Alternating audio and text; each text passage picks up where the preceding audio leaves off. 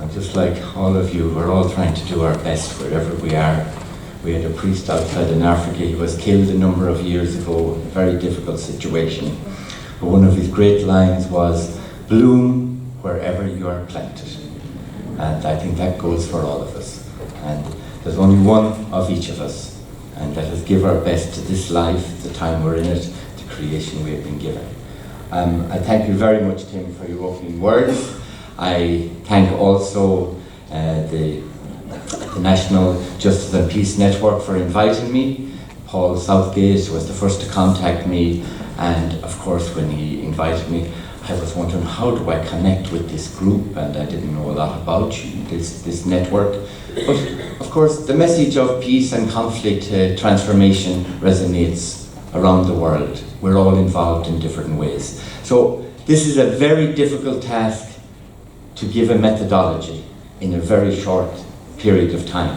But I'll try and mix some theory with practice and some ideas and maybe a flavor of newness that may help you in all of your lives and in the various organizations you are involved in to make this a better world for the life of all creation on this planet. And the lecture, as Philip said, is long because that's the main work we do. We are a group of men and women from all faiths. The core group, we got everybody qualified with a master's degree in peace studies or political science or development. And thirdly, and of crucial importance, was for everyone to commit to work behind the lines in the conflict zones. So we work in about 20 conflict zones up along the borders of northern Kenya, South Sudan, with the southwest Ethiopia, in the slums in Nairobi and elsewhere. My own first experience with conflict, of course, was major conflict, was the refugee crisis in Tanzania, when over 1 million refugees from the Rwandan genocide of 1994 up to 1998 crossed into Tanzania. We as SMEs were not far, 7 or 8 hours from the Rwandan border, so we moved in among those people, and it was a really horrific, difficult time for the people, the trauma of the conflict that they had just experienced. So our context is just this, just to shift your minds a little bit into East Africa, northern Kenya. It's a semi-arid desert terrain, really very limited in the infrastructural development in terms of institutions, law and order, legal redress, medical education, roads and so on, compared to the highlands of Kenya, which is much more fertile. It's bordered with South Sudan, and as you know, South Sudan is going through a lot of internal civil conflict at the moment.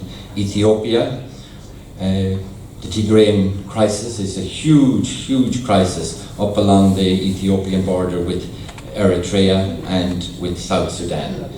Some of these conflicts, they go off the map a little bit when another conflict takes over. Somalia, you're all aware of the Somalian situation and the extremism that goes on down there, the difficult to bring about governance structures in Somalia. In Kenya, we're dealing with a lot of structural violence, and I'll say more about that, in the slums of the major cities, particularly around Nairobi. All issues that need to be addressed to help people to meet their basic human and ontological needs. In overall terms, therefore, we're looking at the geopolitical position. There's a regional body, IGAD, for 8-9 countries in Eastern Africa. There's a lot of international security. We're looking at states. They're multi-ethnic. Kenya has 46, Tanzania just south of us at 123, and the other countries have a multiplicity of ethnic communities. So I think it's very important to bear that in mind when we're discussing issues of democracy and governance. The infrastructure, the institutional weaknesses are all there. We look at environmental issues as well, because the environment is having a huge impact on conflict. Population, of course, creates demand on environmental resources. We're looking at issues of the supply, environmental degradation, the effects of climate change and so on. That's supply, demand, the economic impacts we often hear in terms of the market economy. but also cutting across that supply-demand is the disparity, the inequity in the distribution of resources, the structural violence. So that's very prevalent still in Africa. And now we have the major problem of religious ideological extremism. You're picking up some of that, I think, regularly here, from northern Nigeria, across the Sahel, down along the east coast of Africa. It has become a big problem at the moment, not just in Somalia. After the fall of the caliphate, in the so-called caliphate in Syria and Iraq, ISIS have moved on along the east coast of Africa. Mozambique had a huge problem some years ago, some months ago, before Christmas, where a huge area of territory was taken. And the SADC countries from southern Africa had to get forced together to liberate that area. Then there was spillover into southeastern Tanzania. The bishops down there, they came to us as well because they were finding it very difficult to operate their services in terms of the faith, proclaiming the good news, and medical and educational projects. So just let us all remember in simple terms what a conflict is, because a conflict arises when two or more parties have incompatible goals about something. Conflict is an everyday occurrence in life, different ideas, different positions, different values. And let us remember at the outside, conflict is not all negative, it's not all something we should consider negative. It is also so often beneficial, because progress emerges from the clashes of ideas. But of course, if the clashes of ideas are about fundamental human and ontological needs, they very easily can evolve or transform into behavioural violence, direct physical violence. And just to make that distinction, you're probably all aware of it, manifest conflict, of course, is visible, direct, behavioural conflict. But the structural violence, then, on the other hand, is built into how society is structured, the institutions. Is there equity in how institutions meet the basic human needs of everybody in terms of equality and equity? And it's so important that we know that, because every country, no country on this planet yet has really addressed that problem. Democracy is our best hope, because the voice of the people comes through. We elect governments based on manifestos. We have a chance to change them after a number of years if they're not delivering on what they said. So this picture portrays where we work 80% of the time. I think actually I took that photograph myself. I'm not claiming to be a good photographer or anything, but just to give you an idea, just to see, you see the terrain, you see the huts, you see the 3 AK-47s. Where we work, there's 2 AK-47s, I would say, in every family home. And that's just the way it is. For those of you who are concerned about the arms trades, I leave the question to yourselves, where they're coming from.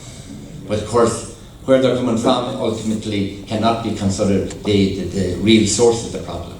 It's the absolute need in these environments for development. Remember, in Africa, because sometimes we forget it, it's really only 100 years, just 100 years, since any form of modernization development as we know it has come into many of these countries. And the African people themselves are doing all they can to improve their structures. And from the outside, may I say, I've never met a parent yet who does not want a better future for their children. The slums in Nairobi, around Nairobi, possibly 2 million people live in these slum areas. Really, another area further, another name for them, poor urban developments.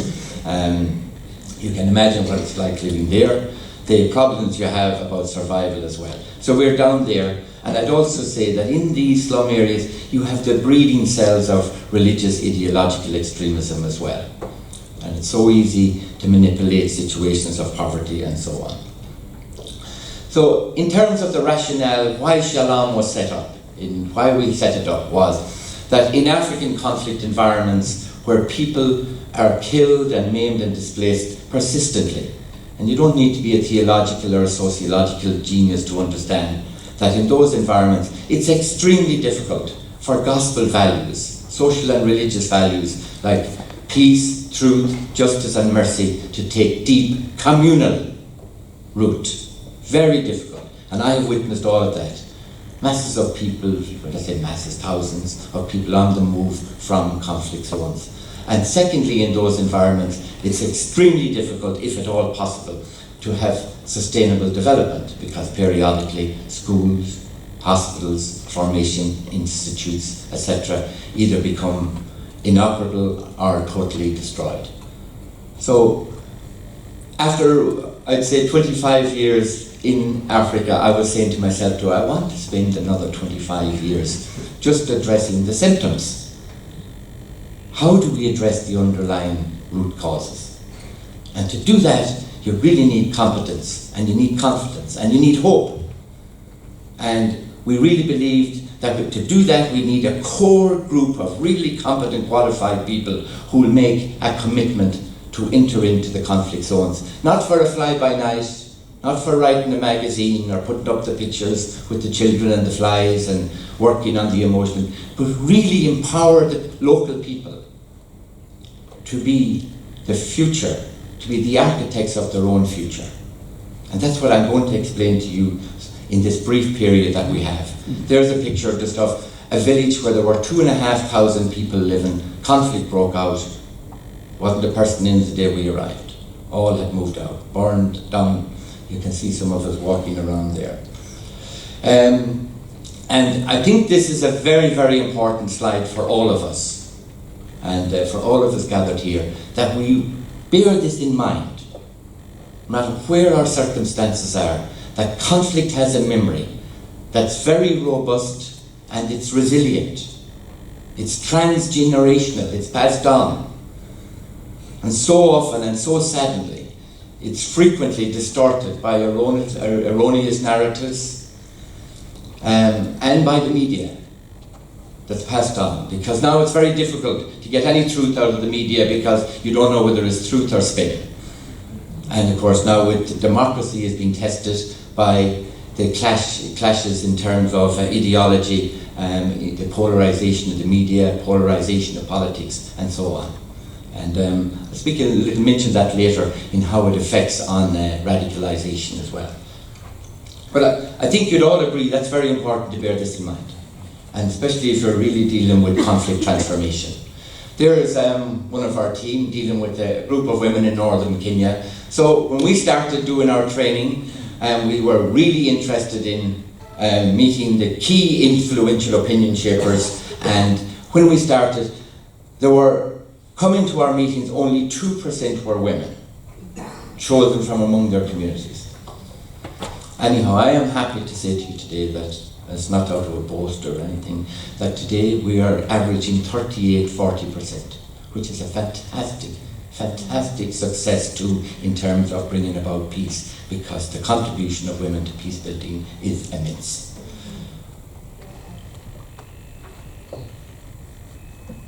One of the most important things before you're going into, in terms of conflict transformation, is your entry in to identify the key influential opinion shapers. Make sure you have the groundwork done well. We're not living in a vacuum. There are states, there are governance structures. Go in there, really do your conversation well with them. And you'll find if you do that well, they want help as well to improve their own systems and their own knowledge. And then to go in and identify who are the key influential opinion shapers. In our context, it's people like the chiefs, the elders, religious leaders, women's leaders, youth, and the warriors. To really get to the warriors, you need to bring them into the process. And I'm sure, as our Ambassador Philip will agree, that was so important in Northern Ireland. If you leave out some important section, they can sabotage the whole process. So it's so important. So there is a typical entry into a conflict zone, meeting the people. And meetings like this don't happen overnight. And you come and you explain what you're going to offer, and that you really are about training them with the analytical skills and what's causing their conflict, helping them with the peace building techniques. You really have to focus on those two things. Training on analytical skills and peace building techniques. This diagram, as you can see, is just to give you a simple view of what the process entails. You'll see that from manifest violence, the first thing you have to transform is to get it to a conflict settlement, a truce, a ceasefire. That people agree to it. And all you get with a ceasefire or truce is at best, and it's a crucial best, is you get negative peace. And negative peace is only that the violence has stopped. But people have stopped it. They're willing to listen, to enter into a process of transformation, a process moving to reconciliation. So I think that concept of negative peace is so important. The next leap is to bring that process from negative peace to positive peace. Now, positive peace is when all sides are mutually committed to the well-being, security, and development of each other. And positive peace is the reconciliation. If you asked in terms of the gospel, sum up the 4 gospels with one word, well, really the word is reconciliation. Reconciliation with God, with your neighbour, with yourself, and with the environment, creation. But that movement from negative peace to positive takes a huge amount of work. And here in the context of where we live, we know what it's like in the north of Ireland. We certainly got negative peace. There has been fantastic work done in terms of equality and equity in terms of the institutions. The peace and the reconciliation, there's still a good bit to go. It needs to be done. And a lot can be done. And we are the architects, wherever we are. And we gathered here, we have a huge amount to contribute. And especially with the variations in the different groups and people and skills and uniqueness of gifts that we have in the room. Research, you must do the research well. There's so much quasi-pseudo research done. It's pathetic at times. You must really go in and do the research because you want to find the authoritative voice of the people that will stand up to empirical rigour, to academic rigour. And then when you have done the findings, go back, ask the people, is this what you stated? Do you agree with this? And when they start agreeing, this is it, now you can move forward. They understand they've been really well heard. I want to mention at this moment, and the sadness, because I was looking at the board down there, people who have died, Bruce Kent and so on. We lost, in the past year through COVID, our director of research, who was Professor Wanakai Omoka. Wonderful man, a Quaker by faith, and he died of COVID. But what a man, but I would just want to remember him because he contributed so much to the work of Shalom. And there he is, up in the field, you'll see him there with the white shirt, and there we are, gathering the data. This takes work. This means constantly being in these conflict environments. In terms of the analytics, the 3 main paradigms we use for analysis of conflicts, one is the strategic realism, and for those of you who are in dealing with realism, it pervades most of conflict management, political analysis throughout the world. But to put it in short, realism is really about the use of power to attain your security and interests. And as we know, if you do not achieve it by positive, manipulative persuasion, people revert to what? The next thing, threats. We're witnessing this every day in the news. Next thing, sanctions. And the next thing, coercion to achieve it. So that's realism. That's one way of analysing. So we use that a lot in the conflict environment to see what is the role of power here in terms of the causes of the conflict and why they are continuing. The other is to look at the conflict from the causal point of view of structuralism, which is really about the institutions to help the people meet their needs. That if there were better law and order, legal redress, medical, educational institutions, where people were able to live normal lives and true peace, would there be conflict here? And of course there's massive neglect in the areas where we were. And it's no point me stand up here saying it's all the cause of the government. That's not true. Governments are doing a huge amount in Africa to transform the society. They're very limited in resources. People often say, oh, what about the corruption and all of that? It's true. It's corruption in Africa, corruption all over the world. Corruption is really a symptom of weak institutions. That's why we set up institutions. But mankind, he can meander this way and that way. It's so important. But I just wanted to say that as well, because often, we can be blaming without giving a proper analysis and offering hope. And the third one by John Burton is to look at how does the environment impact on our conflict issues. There's more than enough in the environment to meet everybody's need, but not to meet everybody's greed. There's no doubt about that. If there was better communication, better sharing of ideas, better interaction, and so on, a lot of conflict could be prevented. And I have no doubt about that in terms of other conflicts in the world today. There's the need for that. And I state this so often when I see conflicts breaking out, that so often there is really an ignorance of arrogance. And it isn't always on one side, it's normally on all sides, and an arrogance of ignorance. And of course, then you have to deal with what's portrayed to you in terms of demonization, mendacious reporting, and of course hypocrisy. And we're looking at that around the world. But we have to name it for what it is. There they are, those three paradigms we apply. Now I've given it just a very, very small synopsis of them, but that is so important in the analysis of what's causing the conflicts and their persistence. Because there are two different questions. You can very well ask what's causing, but you also have to ask, why are they persisting? Who is not stepping up to the mark, doing what they should be doing to prevent them persisting? There's just a group of women in training. There's Asha Wed. As I said, we're an interreligious body. Asha was a Muslim by faith. We had other Muslims with us as well. And we got them all, whoever was working with us, that was, as I said to you, the baselines.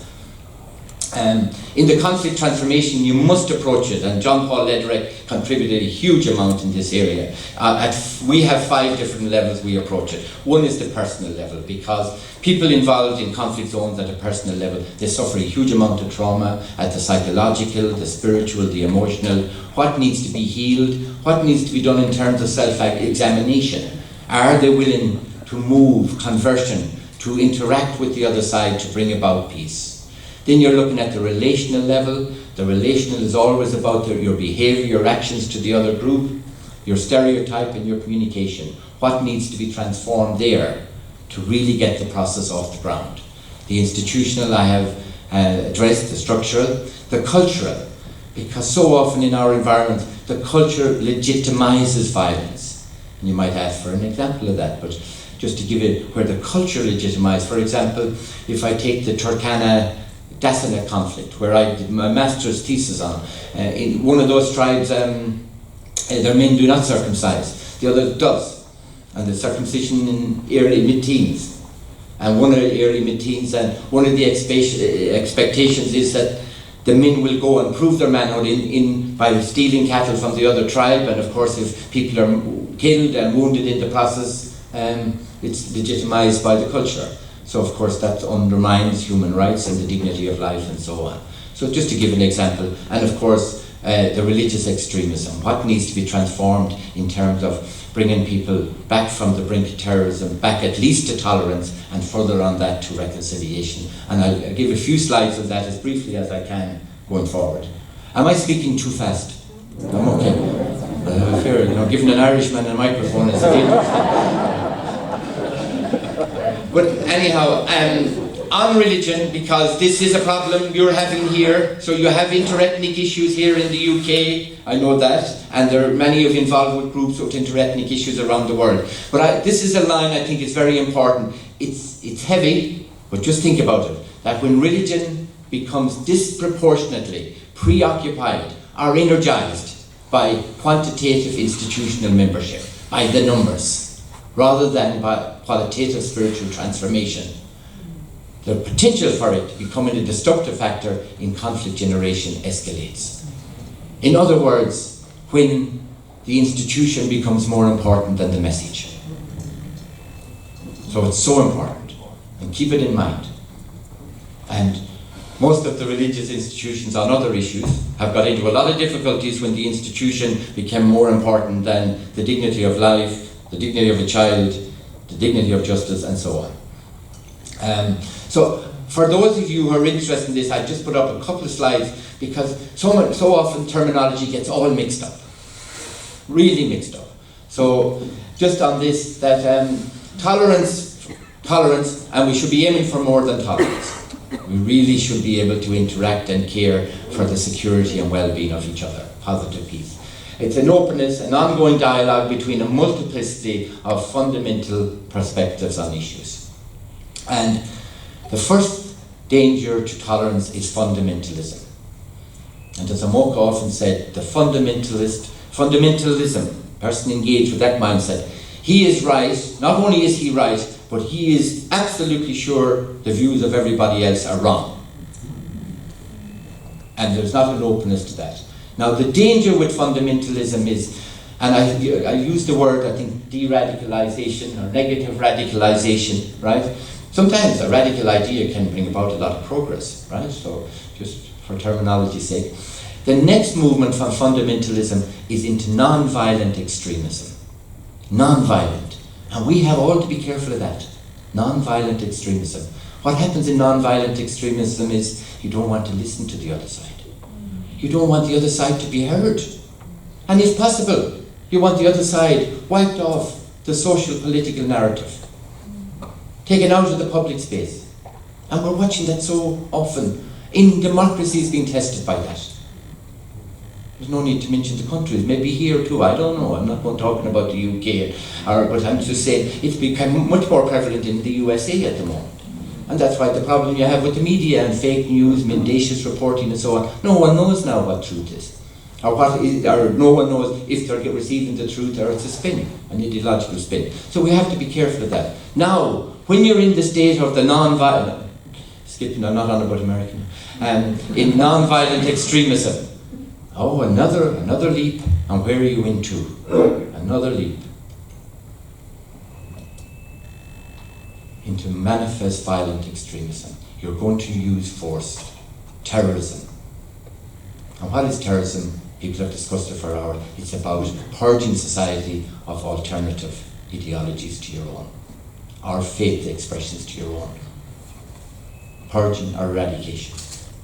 It's like that. And the world has known, without a doubt, terrorism. There's terrorism of the religious ideological extremism, colonialism. You look at rebel groups when they premeditatively kill innocent people. There may be other things, they have a right to their freedom and so on, but we have to be at the same time call things that are true and how they should be called. I've just put up these two slides there, but just the religionization of politics is an extremely dangerous thing in the world, and especially in the environments where we work, and the politicization of religion. And just Garissa University, I don't even know if you know about it, but in 2014, 2015, just after the Westgate Mall attack by terrorism in 2014, 2015, Garissa University was attacked. 61 of the students were decapitated.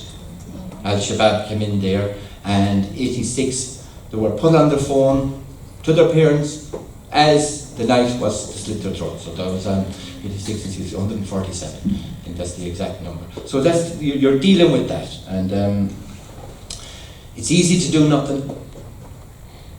You can be well-intentioned, you can, and we're going to do something. But remember, no matter how well-intentioned you are, you must have a competent strategy. Know what you're about. Know what you're about.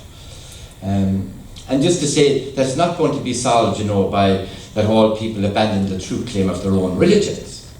That's not the way it's going to be solved, right? Or their ethics or political convictions, especially since that could only be done by external force. But rather, at a minimum, it has to involve learning to accomplish peaceful, interdependent coexistence among people of different beliefs, convictions, and ideologies. Now, you have done your training over 18 months on conflict, the analysis, the research, the conflict transformation. You train the people as well on what's needed to bring about reconciliation, the problem-solving workshops, the conflict.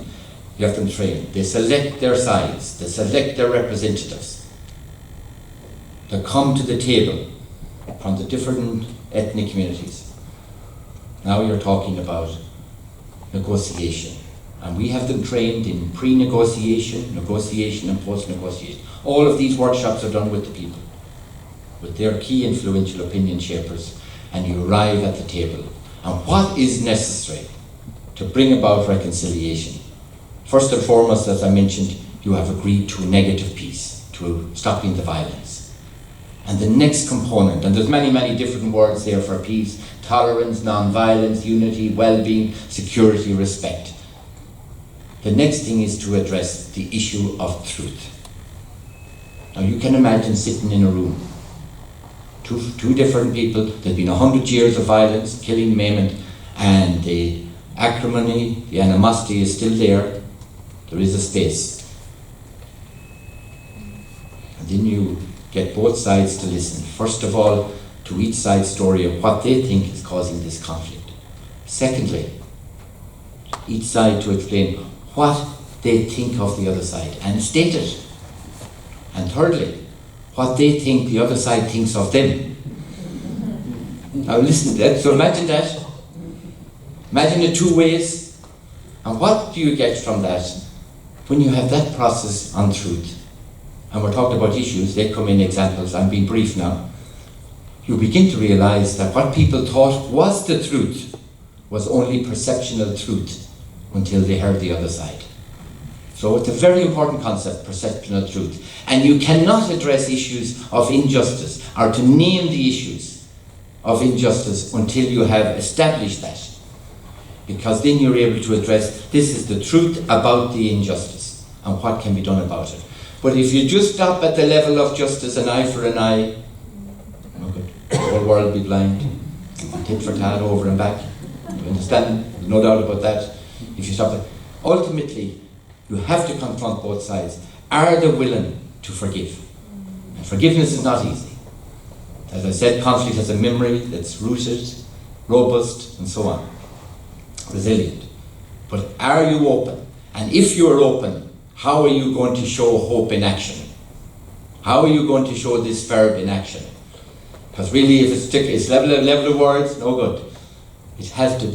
And the first breakthrough for us was at the level of interethnic and interreligious educational institutions. So much so that in the 12 years we have engaged in 528 interethnic, interreligious institutes in the conflict zones where we work. And they've been around 269 institutions. And they are the facts, the numbers, agreed on. Shalom comes in, because we are a charity, we're registered in Kenya, America, Great Britain and Ireland and so on. They are support satellite units to our work. What Shalom does with the people at that level, if they agree, we agree to the cement and the steel. They have to provide the site, the land, the water, the stone and the labour. And when it's built, it's theirs. And they will protect it. And it works like that. And it's not just educational, there's medical institutions, water projects and so on. And may I just say to you here, be very careful of the person who comes out and he looks and says, oh, what these need is water project. What they need is a well, what they need is a borehole or something like that, without doing their analysis well. Or the person that comes for 6 weeks and they're nearly next to Jesus Christ, right? So I'm just saying, in the sense of their analysis, that it really that. But you know, you have heard it so often, and I have as well. And often if you haven't done the analysis well, that water, that well, that borehole will become the biggest centre of killing, maiming and displacement, people fighting for the water. So that's very simply put to you, but for you people who are over here and you looking out, now Africa needs you, there's no doubt about that. It's a huge continent, it's a huge landmass, the West is after it, the East is after it, institutions are weak, a lot of conflicts in Africa are externally driven, after the resources. And of course domestic problems are internally as well, in terms of just governance, but we have those in so many places. But just on the word of reconciliation, it's about acknowledging the past. It's about the truth about the past. Naming it. Getting, as I said to you, beyond perceptional truth to truth. Then it's about reframing the present, the commitment to reframe the present. And then to envision an interdependent coexistence together. It's about that. And we have to work on that, and here in our Western society, more and more this is a challenge as well. And those of you that are working in Asia or South America, I'm sure this can resonate with you. There's just an example of a school classroom. The picture was a little slanted, but I assure you the foundation is okay. So that's just building above. So you can imagine, you often have to go through 10, 12 hours, no roads, to get sand and cement in and to get building. And education, I can tell you, they are so keen about that. And then, of course, on the schools, then there's books needed, desks and so on. The government then work with this to provide the teachers. Solar energy became a huge factor because the children went home in the evening, 7 o'clock. All they had was firelight to read and write. Getting solar energy on these schools, solar lighting, suddenly they were able to go back from 7 to 9 in the evenings. So this is just generally just about the importance of education and interethnic and interreligious, and to encourage everybody here to really keep updating your own. Don't be let none of us ever think we know it all. Like last night was just fantastic, Ambassador, to listening from your perspective and all of that. So we're always progressing, and there's always something new that we can learn. None of us have the whole picture. This is another building, and you'll see the solar energy there that I mentioned. That's inside in South Sudan. So we were very involved in that project, particularly with making sure it had energy. And that's all about bringing about interethnic and the inter-civil conflict in South Sudan. South Sudan needs a lot of help, and there's a lot of difficulty going forward. My friends, theory without practice is empty. True or false? And practice without theory is blind. You could be like a headless chicken. You got to get the two of them balanced. That's not original, somebody else, but I liked it. I couldn't find the source. It's a long time. It came, I believe, from an African Ghana, Nkrumah, and I believe it's from him. And so the mindset of Shalom, our methodology, is embedded in the transformation, the peace building, and the development projects that will concretize the peace. In terms of interreligious dialogue, let us remember, we can talk about interreligious dialogue forever. We can have dialogue about the interreligious dialogue about the dialogue. Sometime the interreligious dialogue has to move to interreligious praxis together. We had a huge problem with the prevention of election violence in Kenya in 2008. 2007, 2008. 1,256 were killed, 60,000 were maimed, over 500,000 were displaced. Coming up to the 2013 elections, Isiolo was considered a hotbed. We got 19 Muslim leaders, men and women, and 17 Christian leaders, including the Catholic bishop, different churches, to come together and to see their role in the prevention of election violence. And it was fantastic. I remember taking the lead that morning, and it was harder than here, I assure you, and I'm standing up there wondering, how do I start this training? And all I could do to start it was say to everybody, remembering there was 19 Muslims in the room, the only thing I can say to start with that we can agree on, we ain't having lunch at 1 o'clock. Because our Muslim brothers and sisters were going to pray. And of course, then I said to the Christians, a half an hour of prayer would do you no harm either. But in simple terms, but then, this was the beautiful thing. I asked them both, I said, during your prayer, for the Muslims when you have your ritual prayer, would you say a prayer for the Christians? That they will experience the divine in their life, and health and peace and happiness in their lives. And don't start looking at them and start praying that you want them to become Muslims, right? And then I asked the Christians, would you do the same? Just that for today. And we had the most wonderful workshop. A committee was set up together out of that workshop, and they prevented the election violence. And it was free of it. But it's just an example of what can be done when we move the dialogue into praxis. So just to say again, that positive peace exists when all parties are committed to the dignity of life and the human rights of each other, concerning the security and development of their interdependent coexistence going forward. And keep that in mind going forward. There are some of our workshops taking place up in the conflict zones. Shalom has 5 objectives. One is the training to empower the local community, the influential opinion shapers, to be the architects of their own future. Really important, to a very high level. Like really up to what you could say diploma degree level. And don't be thinking, oh, but what about their education and all that? To never mix up education with intelligence. If you're able to transmit the knowledge, people will pick it up. And people will pick it up without a doubt. When we went there first, I remember it was all about cattle rustling. By the time we were finished, I had Turkana women on about structural violence, the lack of institutions to help them meet their basic human needs and ontological needs. What I mean by ontological, the need for identity, their identity to be respected, security, participation, recognition, beyond the basic Maslow ones of food and water and shelter and belonging and self-esteem and self-actualization. So they're the first ones to do that. Then to work with the governments too. Don't be getting up on a box every day of the week saying, you're useless, you're no good. That doesn't help anybody.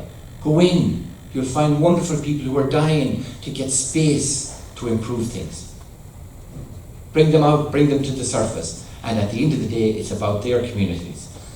Then to strengthen religious organizations. When we started, I'm telling you, to convince religious organizations that they knew very little about peace was very difficult. Our justice, people got about justice and peace, they had no understanding of what the concept peace really meant, theoretically, and what was needed to bring it about, or about justice, the different forms, restitution, retribution, restorative, and so on. And to really work at it, to bring that knowledge. And in fairness, I sent a letter off with the Cardinal and the Bishops of Kenya to the Synod of Bishops for Africa in 2009 and said this statement that I said earlier, to help the gospel values take deep root. And they came back very positive and proposed that there would be a peace council set up in every diocese, that there would be peace studies brought into all third level institutions. And of course they asked me would I start teaching a course in Nairobi, which I did, and Shalom has continued ever since on conflict resolution and transformation. Have a good look at that. They are the warriors. We're in the conflict zones. And people have guns up there. If there was proper institutions, they wouldn't want to have them. Just know that. People want peace. No one on this planet doesn't really want peace and to live a normal life and get married or whatever you do to bring about your happiness and have children and normal life. There you are, some of them, you can see them, you see them holding their AK-47s. And Ambassador, this is Joe McHugh, he was the Irish Minister for overseas aid, development and all that. So he led a full team up to watch this process at work. And we were really, really thankful to him. And not only that then, but he brought up the process at the European Council of Ministers for Development. I think I'm phrasing that because it's on the web anyhow, about a methodology that works. And there's myself and my dear friend who was above with the Lord, Professor Omoka, crossing the river, and there was a lot of crocodiles around. And you can imagine the conversation as we crossed over. That's above on the border between, very close to, in the Alemi Triangle. And the Alemi Triangle is a disputed territory of about 10,000 square kilometres between South Sudan, Kenya and Ethiopia. And it's still not settled. And God, we hope it'll be settled before they find oil or something, because then it'll become a massive problem. But there we are. That's the younger version of me now.